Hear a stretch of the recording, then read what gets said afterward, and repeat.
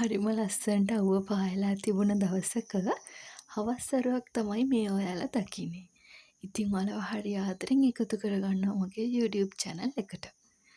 ඉතින් එන්නකෝ අද දවසේ මාත් එක්ක පොඩි වැඩක් කරමු. ඉතින් මම මගේ ලස්සන පුංචි මල් පැල වලටත් වතුර ටිකක් දාලා මම ආසම කරන ෂීට් මාස්ක් එකකුත් දාගෙන මම මේ දැන් ලෑස්ති වෙන්නේ මටයි මගේ හස්බන්ඩ්ටයි හවස් වෙලාම කල් තියාම රැට කෑම ටිකක් හදාගන්න. ඉතින් මට හිතුණා ඔයාලත් එක්කත් ෂෙයා කරගන්න. මේ වීඩියෝ එකේ තියෙන්නේ ඒකේ විස්තරය. එන්නකෝ ඉතින් මගෙත් එක්ක. ඉතින් මම මුලින්ම පිටර දෙකක් අරගෙන ඒක තැම්බෙන්න දැම්මා. ඊට පස්සේ මම දවාලේ කෑම හදලා සෝදලා වේලෙන්න තියාගත්ත භාජන ටික දැන් ඉතින් අස් කරගන්නවා. මොකද එතන අස් කරගත්තාම ඒ ඉඩ ටිකත් ප්‍රයෝජනයට අරගෙන මට මගේ වැඩ ටික කරගන්න හරි ලේසියි. ඒක නිසා. ඉතින් ওই විදියට මම වීඩියෝ එක මේ තරම් ස්පීඩ් කරලා තිබුණට මං ඉතින් මගේ වැඩ ටික කරගත්තේ හරිම හිමින්. මොකද මං කලින්ම උයන්න තියාගත්ත නිසා මම ඉතින් කිසිම කලබලයකුත් නැහැ. හිමීට මගේ වැඩ ටික කරන්න පටන් ගත්තා. ඊට පස්සේ ඉතින් මම උයන්න ඕන කරන දේවල් ටික ඔක්කොම එකට ලං කරගත්තා. ඒක මට හරි පහසුයිනේ. ඊට පස්සේ ඉතින් උයන දේවල් ටික උයන්න තමයි ඔය ලෑස්ති වෙන්නේ. මුලින්ම මම අල අරගෙන අල ටික පොත සුද්ධ කරගත්තා. ඊට පස්සේ ඕන කරන ලූණු, අමු මිරිස්, සුදු ලූණු, අමු මිරිස් කියන්නේ මම අද නම් ගත්තේ කොච්චි. ඒ ටික කපා ගත්තා. ඊට පස්සේ මේ අතර ඉතින් බිත්තර දෙකත් හොඳට තැම්බෙන ගමන් තමයි තියෙන්නේ. අල ටික ඊට පස්සේ මම හරිම චූටි වෙන්න කපා ගත්තා. මොකද මම අල බැදුමක් වගේ තමයි හදන්න හිතන් ඉන්නේ තෙල් දාලා. ඉතින් ඒ නිසා මම චූටි වෙන්න අල ටිකත් කපා ගත්තා. ලූණු සුදු ලූණු ටිකත් ආයෙම පාරක් මම කපා ගත්තා. මොකද අනිත් එළවලු වලටත් දාන්න ඕනේ නිසා. ලූණු සුදු ලූණු නයි කොච්චි තක්කාලි රම්පේ කරපිංචා මෙන්න මේ ටික මං ආයෙම ලෑස්ති කරගත්තා. අනික් එළවලු අපේ මාළු මිරිස්. මාළු මිරිස් තක්කාලි දාලා කිරට හදාගන්න තමයි ඉතින් මං හිතුවේ. ඉතින් ඒ කෑම එකට මං අගේ මගේ හස්බන්ඩ්ුත් මාරම ආසයි. ඒ නිසා තමයි මං හිතුවේ එහෙම හදනවා කියලා.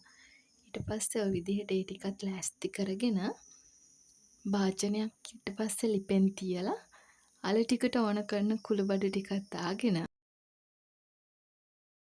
භාජනේ රත් වුණාට පස්සේ තෙල් ටිකක් දාලා තෙල් එකට ලූණු සුදු ලූණු කොච්චි ටික එහෙම දාලා ඊට පස්සේ ඉතින් අල ටික එකතු කරා.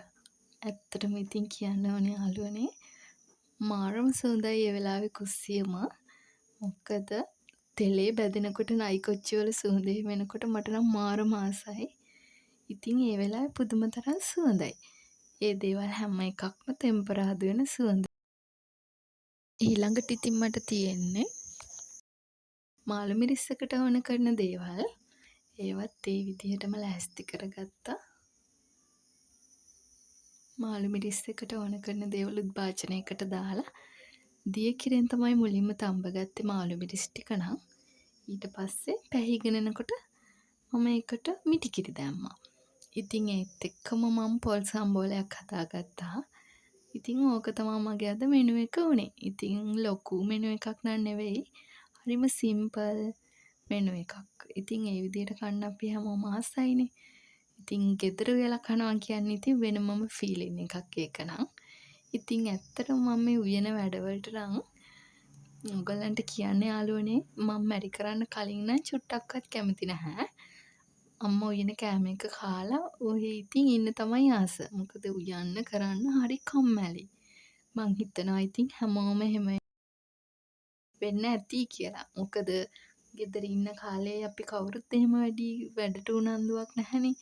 වැඩ කරාට පස්සේ තමයි ගොඩාක් අය වැඩ කරන්න පුරුදු වෙන්නේ. පුරුදු වෙන්නේ කියන්නේ පටන් ගන්න. ඉතින් මමත් එහෙමම තමයි. මගේ අම්මා හැම දෙයක්ම මට කරලා දෙන්නකන් ඉතින් මම බලන් හිටියා කියන්නේ උවමනාවක් තිබුණෙත් නැහැ කරගන්න. ඒත් ඉතින් දැන් නම් එහෙම නැහැ.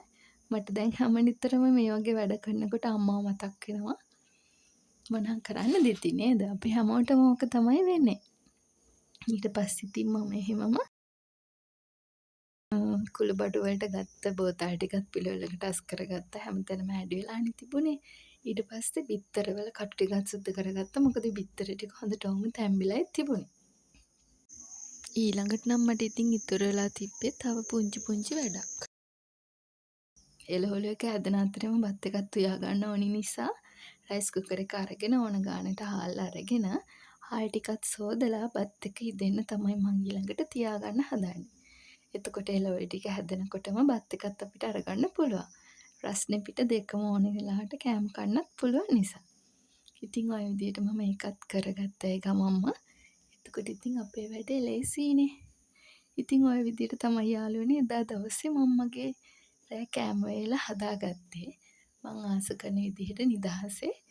මේ වෙලාවේ ඉතින් මම ආස කරන පොඩ්කාස්ට් එකක් හරි මියුසික් එකක් හරි අහන ගමන් තමයි ඉතින් මේ දේවල් කරගත්තේ.